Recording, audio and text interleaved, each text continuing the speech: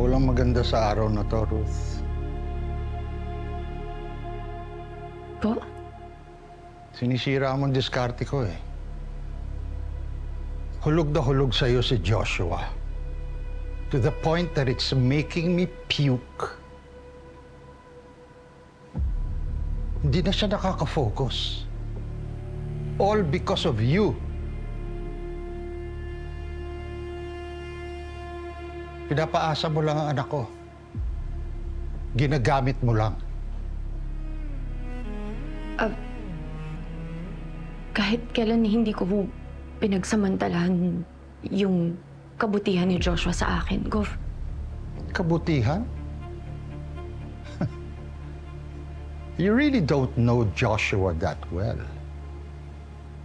Baka magulat ka sa mga malalaman mo kung ipagpatuloy mo ang pang-aakit sa kanya.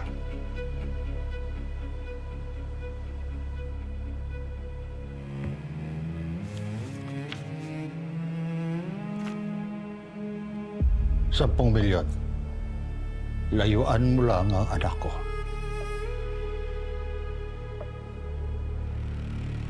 Hipokrito. What did you just say?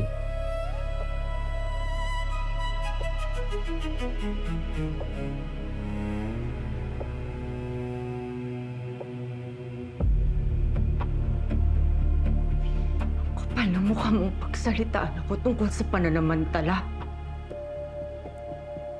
Pero ikaw ang gumamit sa pagkamatay ng anak ko para mapabango ang pangalan mo sa media. At ngayon walang kamera, walang press.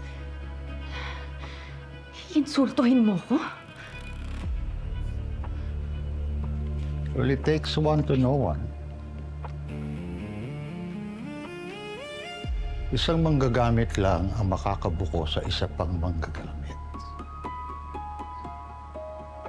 Congrats!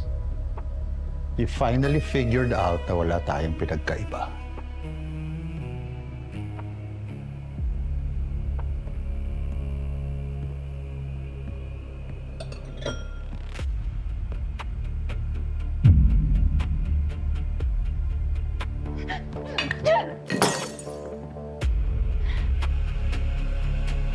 Hindi tayo pareho dahil hindi ako mamamatay tao! Kahit gaano pa kasakit ang lahat ng sabihin mo, wala nang epekto yun sa akin.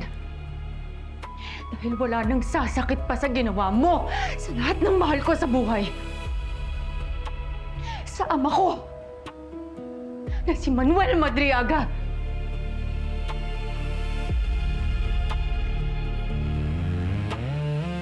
Hindi ko alam ang sinasabi mo. Hindi mo rin alam kung ano nangyari sa asawa ko. Hindi mo alam kung ano nangyari kay Mateo. Na nadamay siya at namatay siya dahil sa krimen mo. Mag-ingat ka sa mga sinasabi mo, ha? Na walang ebidensya. Sino nagsabi sa'yo na wala akong ebidensya, ha? Kung totoo ang mga binibintang mong krimen na nagawa ko, bakit ako nandito? Malaya. Nakatayo sa harap mo. Ni isang kaso, wala. Saan mo ba kinukuha yung lakas ng loob mo para bagain ako?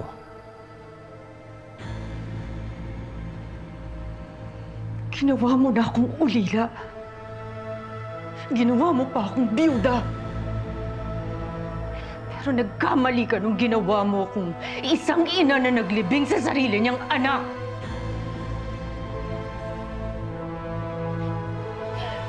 Wag na wag mo akong tatakutin. Dahil walang labang inuurungan ng isang ina na nagluluksa. Ano naman ang pinagsasasabi mo? Pati mga batang inosente pinatay mo. Hindi mo iniligtas si Miriam. Ikaw ang nagpasabog ng simbahan. Ikaw ang pumatay sa anak ko! Demonyo ka! Demonyo ka! Pinatay mo ang pamilya ko! Mamamatay na ako! Hello